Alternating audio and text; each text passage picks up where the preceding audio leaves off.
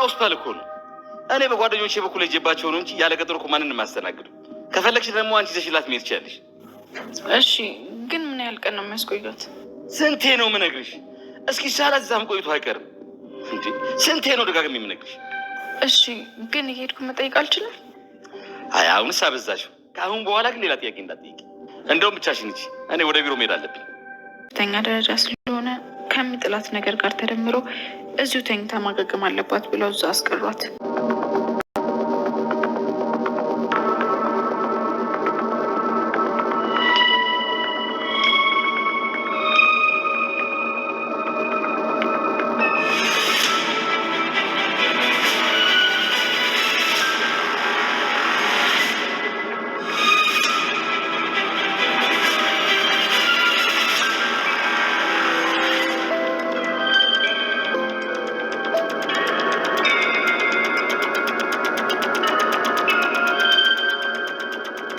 ምን አዲስ ነገር አለ? ሰላም የብሌን እናት እንደሆነች ነግሯታል። ምን?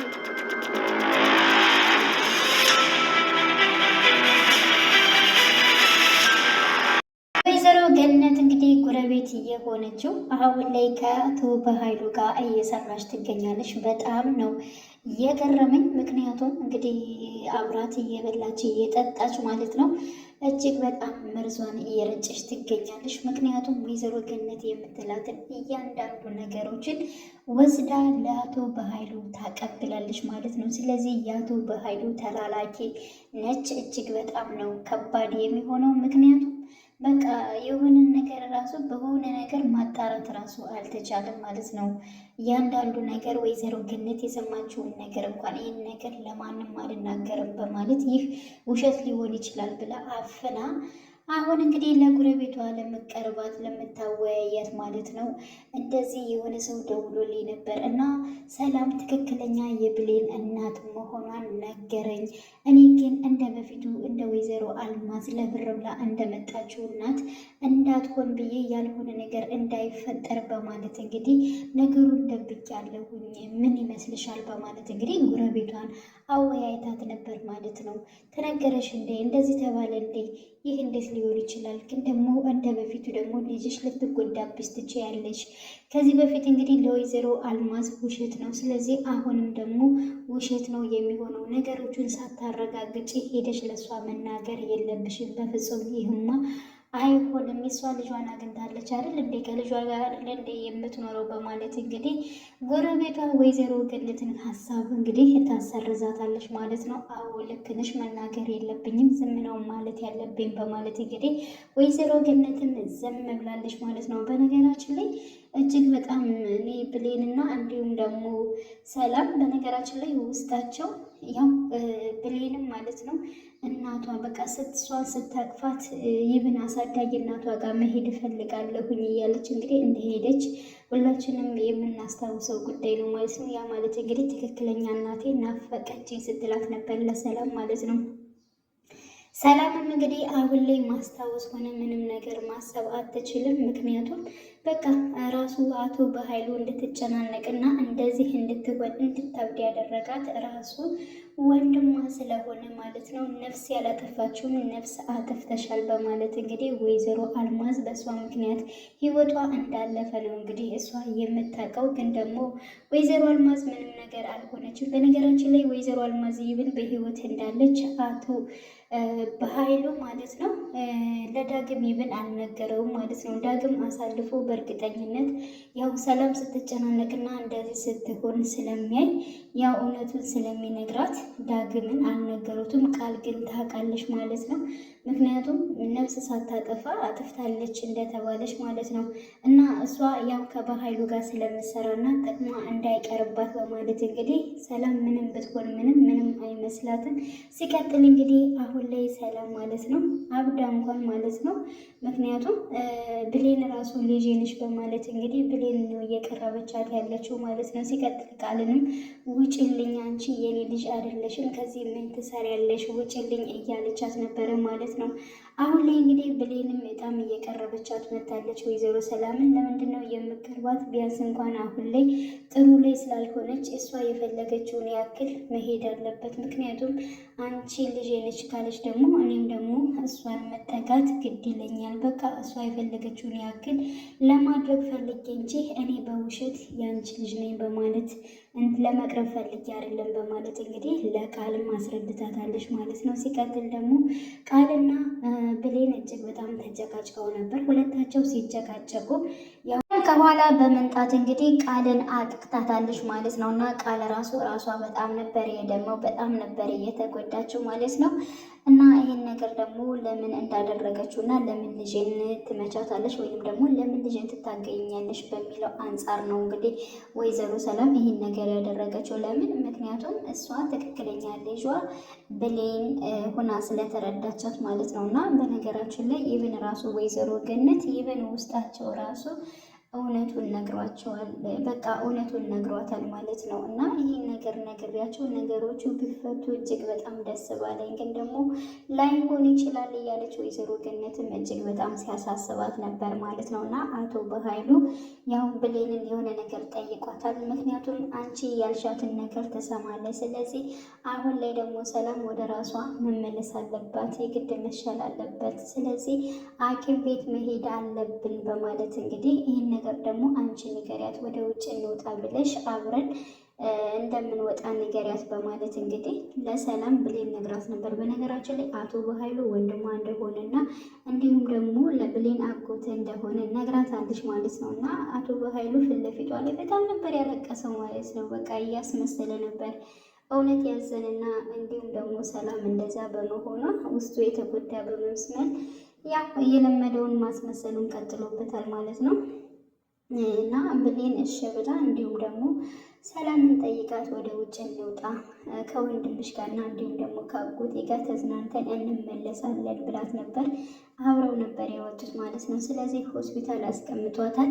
እስከ መቼ ነው ከዚያ የምትቀመጠው በማለት እንግዲህ ብሌንም ጠይቃ ነበረ። በቃ እስከሚሻላት ነው፣ እኔ ስለሆንኩኝ ስለሚያውቁኝ ነው እንጂ ሌላ ጊዜ እኮ በቀጠሮ ነበር የሚያስገቡት። እኔን ግን ብዙ ሰው ስለሚያውቅኝ ለእኔ ብለው ነው፣ ጓደኞቼ ናቸው። ስለዚህ ስለ እሷ ጉዳይ አያሳስብሽ፣ እሷ ተሎ ይሻላታል። ሲቀጥል ደግሞ ስለ እሷ ብዙ ነገር እንትን አትበይ፣ ግድ ተቆርቋሪ ባይነኝ አትበይ፣ እኔ ራሱ ወንድም አለሁ አይደል እንዴ በማለት እንግዲህ ብሌንን ሲናገራት ነበረ። እና አንዳንዴ መጥቼ መጠየቅ አልችልም እንዴ በማለት ብሌን መልሳ ነበር። አዎ አትችይም፣ አርፈሽ ተቀመጭ በማለት እንግዲህ አስጠንቅቋታል ማለት ነው። እና ብሌን ያው ወይዘሮ ሰላም ሐኪም ቤት ስገባ እጅግ በጣም ነበረ። ምክንያቱም ለምንድን ነው እንደዚህ የሆነችው? ከትንሽ ቀናት በፊት ደህና የሆነ ሴትዮ አሁን ለምንድን ነው ይሄን ያክል እንትን የሆነችው? በእርግጥ እሺ ከሐኪም ቤት መቀመጧ ጥሩ ነበር፣ ግን ደግሞ ለምን በዚህ ነገር ይሄን ያክል አመማት እያለች እሷ እንደውም ጠበል እንድትሄድ ነበር የፈለገችው። ግን ደግሞ አቶ በኃይሉ አይሆንም በማለት እንግዲህ ወደዚያ ነው እየወሰዳት ማለት ነው። እና ብቻ ወደ ቤቷ ተመልሳለች ማለት ነው። ወደ ቤት ስትመለስ እንግዲህ ዳግምና እንዲሁም ደግሞ ቃል አንድ ላይ ናቸው። ምክንያቱም ቃል ያዘነች እና የተከዘች በመምሰል እናቴ እኮ ሐኪም ቤት ሄደች፣ እናቴን እኮ አሟታል እያለች እንግዲህ ያዘነች እና እንዲሁም ደግሞ ለወይዘሮ ሰላም የተቆረቆረች በመምሰል ማለት ነው ድራማዋን እየሰራች ትገኛለች። ዳግም ደግሞ አይዞሽ እያለ ከልቧ ያዘነች እና ከልቧ እንትን ያለች በመምሰል ማለት ነው። በነገራችን ላይ ዳግም ያው አያውቅም ማለት ነው። ምክንያቱም የሰላም ልጅ እንደሆነች ነው የሚያውቀው ማለት ነው። እና ከዚያ አንጻር እሷም የከፋት መስሎት በቃ ነይ አይዞሽ በማለት እሷን ለማረጋጋት እየሞከረ ይገኛል። ከአንተ ጋር መምጣት እፈልጋለሁ በማለት እንግዲህ ወደ እሱ ቤት አምርታለች። እንዲሁም ደግሞ ቁጭ ብለው ነበረ ማለት ነው።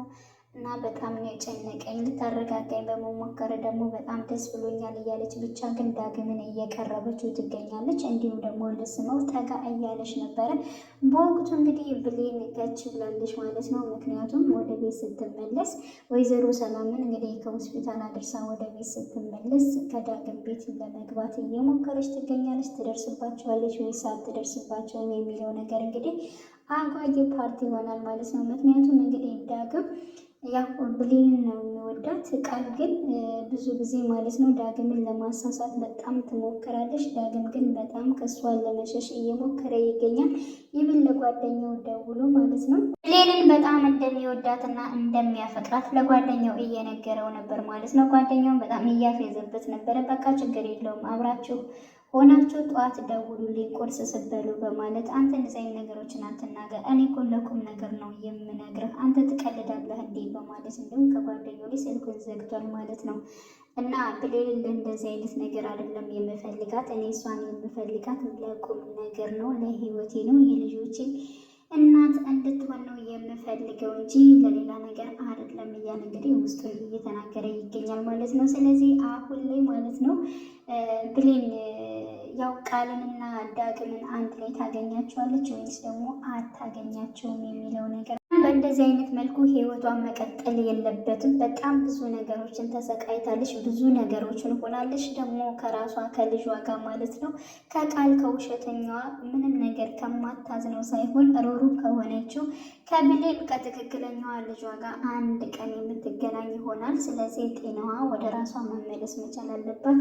ተችሏት መምጣት አለባት። ተችሏት ደግሞ መታ እውነቱን አውቃ እንዲሁም ቃልን አባራ ማለት ነው ብሌን ትክክለኛ እናት እንደሆነች አውቃ ወይንም ደግሞ ብሌን የእሷ ልጅ እንደሆነች አውቃ አብረው የሚኖሩበት አጋጣሚ መፈጠር መቻል አለበት። የሰላም ህይወት እንደዚህ መሆን የለበትም። ብዙ ነገሮች ተሰቃይታለች። አሁንም ደግሞ መሰቃየት ያለባትን በአረብ ሀገር 8 ዓመት ተሰቃይታ በእስር ቤት አሳልፋ ማለት ነው እንግዲህ እስር ቤት ያሳለፈችበትን ብር ነው ያው ሁሉ ብር እሷ ስላላጠፋች እሷ ወንጀለኛ ስላልሆነች ነው ይሄ ሁሉ ነገር ያላት ማለት ነው። እና አሁንም ደግሞ በራሷ በወንድሟ ምክንያት ይሄ ሁሉ ነገር እየደረሰባት ይገኛል ማለት ነው። ስለዚህ የሁሉ ነገር አልፎ ደግሞ ከራሷ ከብሌን ከልጇ ጋር ሆና በደስታ የምታሳልፍበት ጊዜ መምጣት መቻል አለበት። አሁን ላይ የወይዘሮ ገነት እንግዲህ ጉረቤት የሆነችው በጣም አስነዋሪ ስራ ነው የሰራችው። በባለፈው ፓርት ላይ እንግዲህ ብሌን ማለት ነው ራሷን ለማጥፋት ብላ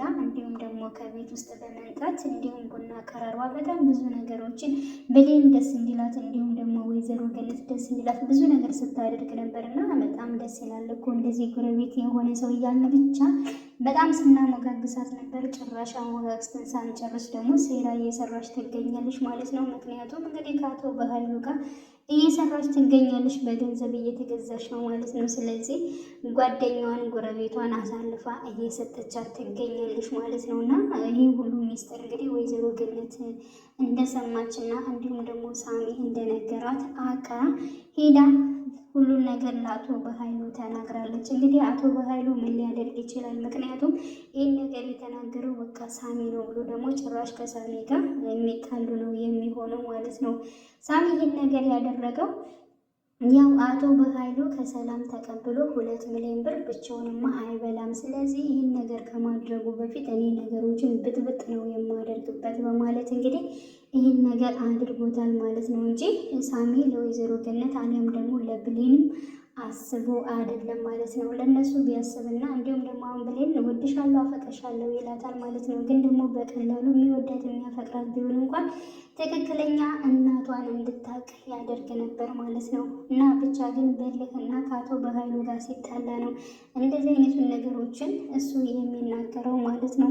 ሳሚ በጣም ብዙ ነገሮችን ማለት ነው አቶ በኃይሉ ወርቶታል። የእሱ ቤተሰቦችን ማለት ነው እንዲያጣ ወይም ደግሞ ከቤተሰቦቹ ጋር ተለያይቶ እንዲኖር ያደረገው ራሱ አቶ በኃይሉ ነው ማለት ነው። እና ሳሚ በጣም አቶ በኃይሉን መበቀል ይፈልጋል። ምክንያቱም ህይወቴን እንደዚህ ያደረገው እሱ ነው።